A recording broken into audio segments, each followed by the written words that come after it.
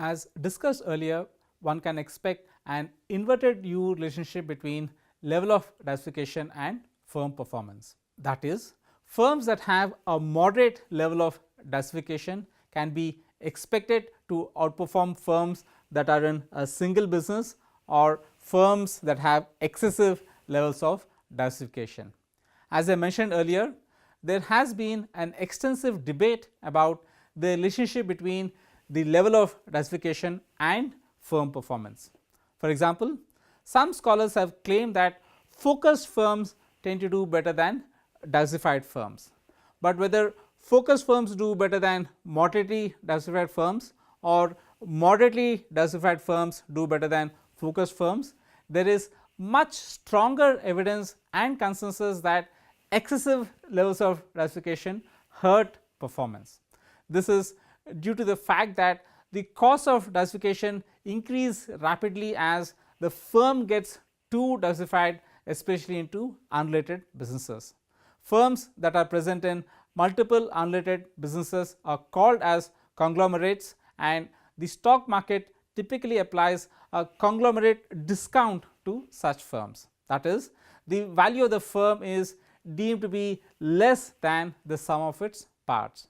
Then the logical thing to do is to break up the conglomerate into separate firms, and this is exactly what happened in the Western world, especially in the United States. Hence, there are very few firms in the US that can be called conglomerates. However, if we come to developing economies such as India, Indonesia, Taiwan and Chile, conglomerates are not uncommon. They usually operate as a business group, a formal or informal group of companies that are tied together often through common ownership. For example, let us consider the Tata Group, a prominent business group in India. The Tata Group has a presence in salt, software, automobiles, steel, hotels, jewelry, retail and in many other industries. Why is that such business groups are widely seen in emerging economies, but are rare or non-existent in most developed economies? In an influential Harvard Business Review article, Tarun Khanna and Krishna Palepu suggest that the institutional voids that exist in these countries are the main reason why diversified business groups exist in such countries. To see what these voids are, it is useful to compare two countries, US and India, along multiple institutional dimensions. First, let us look at capital markets, the markets through which firms raise capital.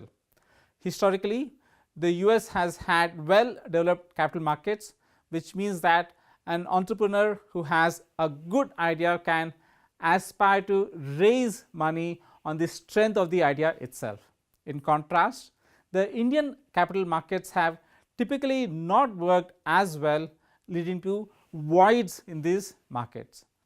Business groups in such economies play the important role of filling in the voids by themselves. For example, it was difficult until recently for an unknown startup in India to raise money. However, raising money is much easier for a business group such as the Tata Group, who typically also have internal sources of funds. Thus, it has been easier for business groups to enter into newly emerging industries or industries that have recently opened up, such as telecommunications, retail and broadcast satellite television. Consequently, a firm that belongs to a business group has an advantage over a standalone firm in capturing new business opportunities. Similarly, voids exist in labor and product markets as well. In the labor market, business groups can provide a trained cadre of managers to their group companies. Because of poorly developed labor markets, standalone companies will find it difficult to hire good managers. Voids exist in product markets as well due to the weak protection that consumers have when institutions are weak. So, a brand name such as Tata becomes even more valuable when consumers have weak protection. Thus, the Tata Group has been able to use its Tata brand name to sell, well, almost anything. In addition, government regulation tends to be high in emerging economies. A business group would be in a much better position to deal with the government compared to a standalone firm. Finally, contract enforcement in these countries is weak or unpredictable. That is, firms cannot rely on the judicial system to resolve any disputes that may arise in their dealings with their business partners. In such cases, a business group that has built a reputation for being a reliable partner again has an advantage over a single business firm.